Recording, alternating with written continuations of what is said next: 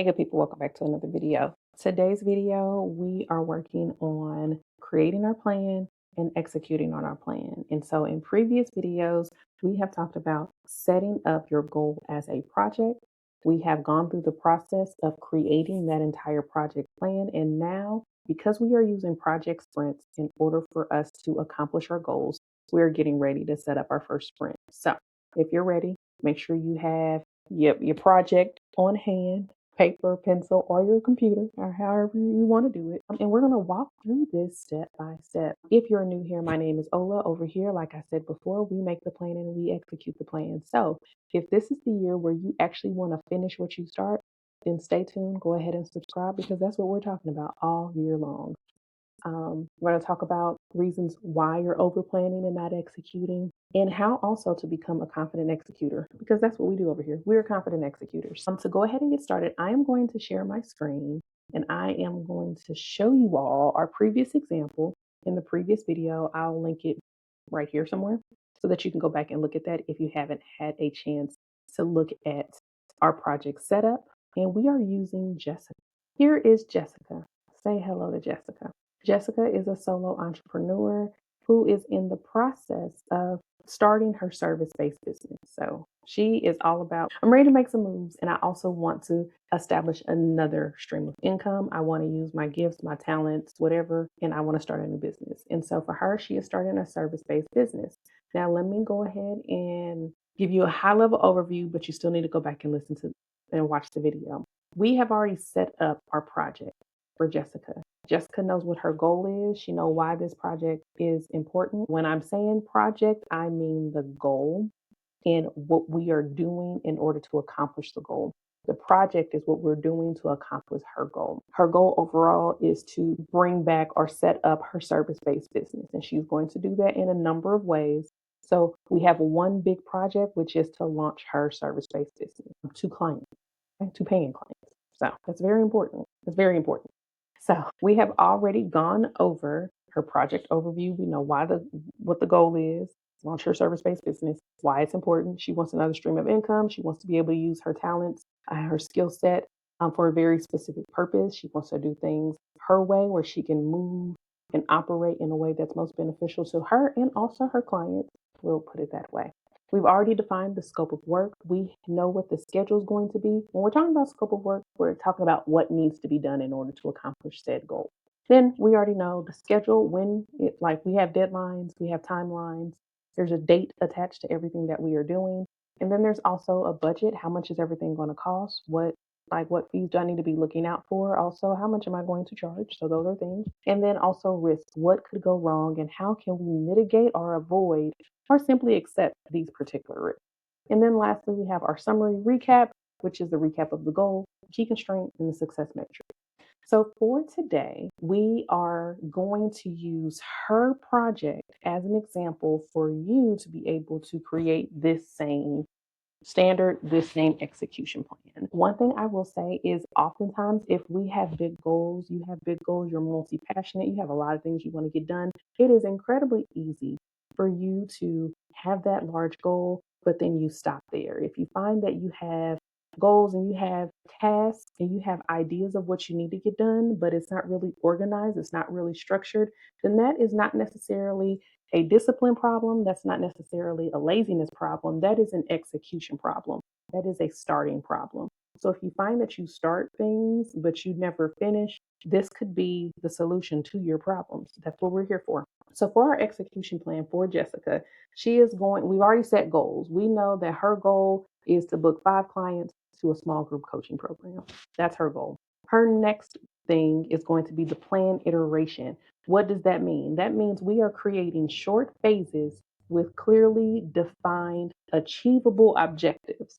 So in this case, how long and how many sprints are we going to use? When we're talking about sprints, we are simply talking about what period of time frame. Project sprints are typically anywhere from 1 to 4 weeks. 2 weeks is like sweet spot. And I'm saying this very high level when you get into let me not say actual, when you get into the official capacity of a project sprint, things are a little bit different. But because we're using this for our own method of execution, you have a little bit of leeway. You have some flexibility there. And so for this particular, we are saying some of the sprints are going to be just 1 week long because that's all she needs. Some are going to be 2 weeks long because she needs more time. Again, Jessica, she works full time. She is a wife, she is a mom, and she is serious about her community involvement. So she has a lot going on. And so her knowing what her capacity is going to be and how long each sprint is going to be is going to help her prioritize. And this is going to help you do the same thing. So again, how long and how many sprints will it take to complete this project? That's going to be a question that we're answering. Also, what task will be assigned to what sprint? So here's a great example. Let's say you have a calendar and you have the four weeks in, like the perfect 4 weeks in a month. And your month starts on Sunday and it ends on Saturday. Okay. So perfect 4 week month, all of that. So maybe when it comes to the work that will be assigned, maybe you have that one sprint that is in the first week. And because that may be your sprint where you have to like outline and get the strategy on how you're doing everything. For her example, we'd say like, what's the strategy to get from 0 to 5 clients in a small group coaching program? That is the answer, or that is the question that we are answering. And so, how much work is going to be needed in that first week? And then let's say the next 2 weeks, that's going to be a sprint altogether because that's when she's getting a lot of the build stuff.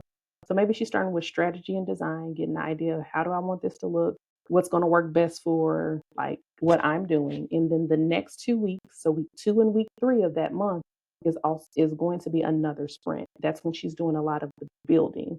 So when we're talking about building, this is when she's doing a lot of work. She's writing email copies. She is outlining what certain things are going to look like, whether it's the small group coaching program, the workshop, her lead magnet, all of these things. And then that third or that fourth week is going to be her last, sorry guys, her fourth week will be the last bit of like her follow through week. We'll say the execution, the launch. Her fourth week is going to be that launch period. And so that'll be a sprint in and of itself.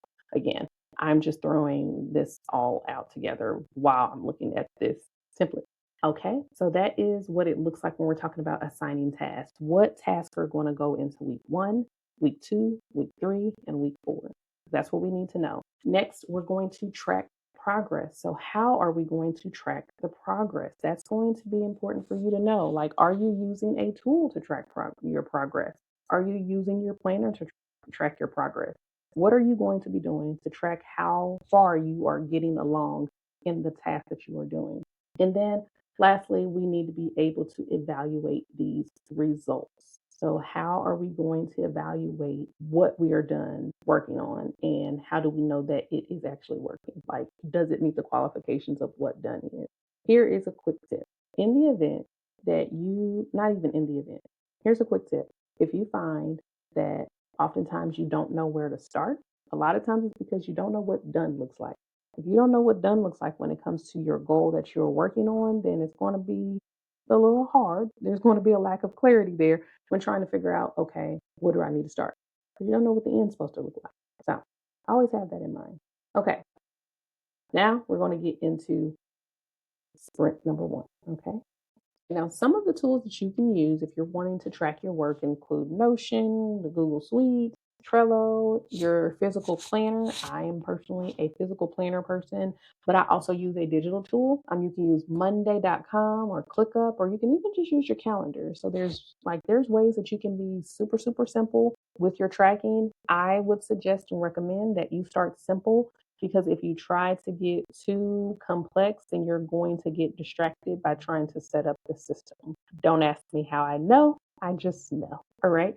So now that we talked about the systems, let's get into what this whole plan looks like. So her the big idea here, the objective is for her to successfully plan, market, and deliver a 2-hour workshop. She wants 60 paying clients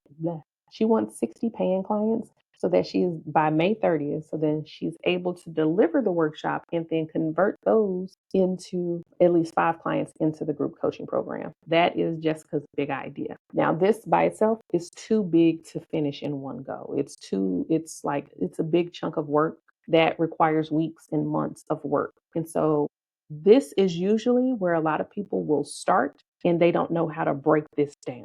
And so we're going to break it all the way down so that it becomes easier for us to execute on the different tasks and everything else. What typically happens is we have this big goal right here, and then we have all these actionable steps, but like multiply this by 4 because we start thinking about all the things that we need to do. And then when we start thinking about all the things we need to do, guess what happens? Scope creep happens. What is scope creep? Scope creep is simply this is what you said you were going to do, but then you started adding more and more and more and more things on top. That is scope creep. And we want to avoid scope creep at all costs. So, because we didn't do this middle part, these milestones, that is the reason why we are not executing, or we start off strong and then we fall off the cliff. You're not going to fall off the cliff this time. So, what we are going to implement are milestones. Now, your milestones, you want this for this example, we're going to keep them customer focused, things that are valuable, like tasks that are valuable or smaller chunks of work that are valuable, but still lead to the main goal, which is the 60 clients for the workshop and the 5 clients for the program. And with these milestones, these are the ones that's typically going to take 1 to 4 weeks to complete. So as you can see, we said that we were in a perfect month, 4 weeks. We're going to divvy out the information, or this is where we got that from. So for these milestones, we have a registration milestone, we have a learning milestone, and we have an experience milestone. Now, for the registration, we wrote these in a way where, like, if I'm a workshop attendee, I want a clear landing page so I can easily register and pay for the workshop. So the goal is to create landing page that is clear and it makes it very easy for me to pay for the workshop. Notice I said pay. Okay. Then the next one is a learning milestone. This one is as a workshop attendee. So I'm a workshop attendee and I want a comprehensive workbook to guide me through the exercises because I like workbooks, whether they're PDF or whether it's something I can tangibly print out and touch and write, because I'm the tangible one. I'm going to print it out. I'm going to write it. I'm going to go to Office Depot. I'm going to get it bounded. If you're with me, let me know. Okay. And then next we have an experience milestone. Now, this particular milestone is as a workshop attendee, I want a seamless Zoom experience with breakout rooms so that I can interact with others, which makes sense. You're going to have 60 people in one room. I think in order to keep it engaging and lively, you want to implement maybe some breakout rooms for people to get to know each other, maybe a networking piece before the workshop begins or in the middle, especially if it's going to be 2 hours. All right. So these are her 3 milestones. She has registration work that she needs to do. She has learning work that she needs to do. And she has experience work that she needs to do. So let's look at the work that we're talking about. So you're going to draft a copy of the workshop landing page because that landing page is going to be the registration page. She's going to design a banner image in Canva, and she's going to set up a payment processor under Stripe or PayPal on the website. So I guess I did put these in order. Yay me. Yay previous me. So yes, she has all of her example or all of her tasks right here for this particular milestone. So once I have the registration page done, then I know I can, like, I've check marked, we're a step closer. These are the 3 things that I need to complete. And I did. Cool. Let's move on to the next one.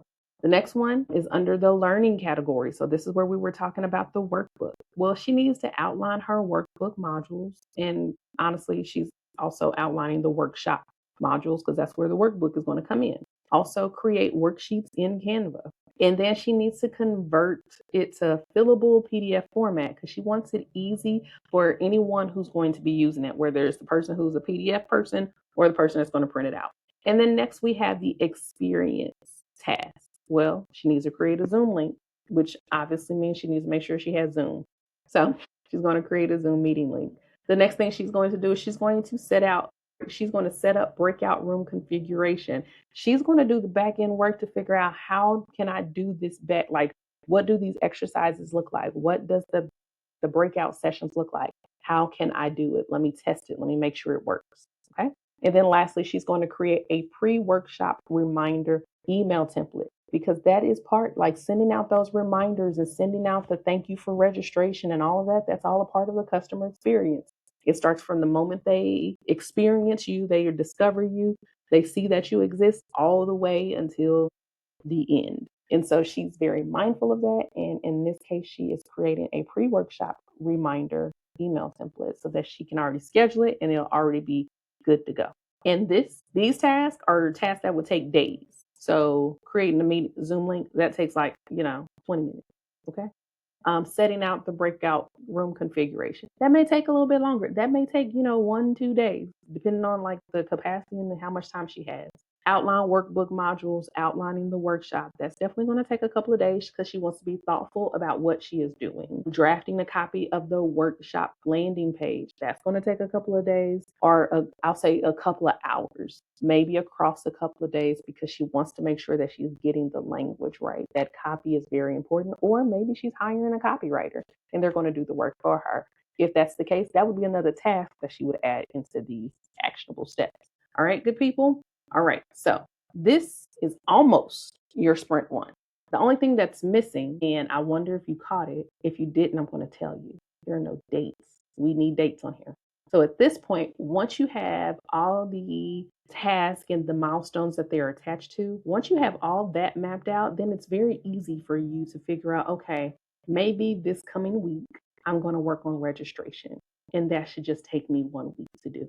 And then for the next 2 weeks, I'm really going to work on the learning milestone. And when I have that, since that's going to take me 2 weeks, that's going to make it easier for me to complete the experience portion. Now that we've gone through all of that and we are good to go here, I'm going to come and have a one-on-one talk with you. The reason why it is so important for you to make sure that you put dates onto tasks that you break out like this is because if you don't put a date on it, you're going to find yourself working on one thing one day, and then you're going to go all the way to another thing the next day.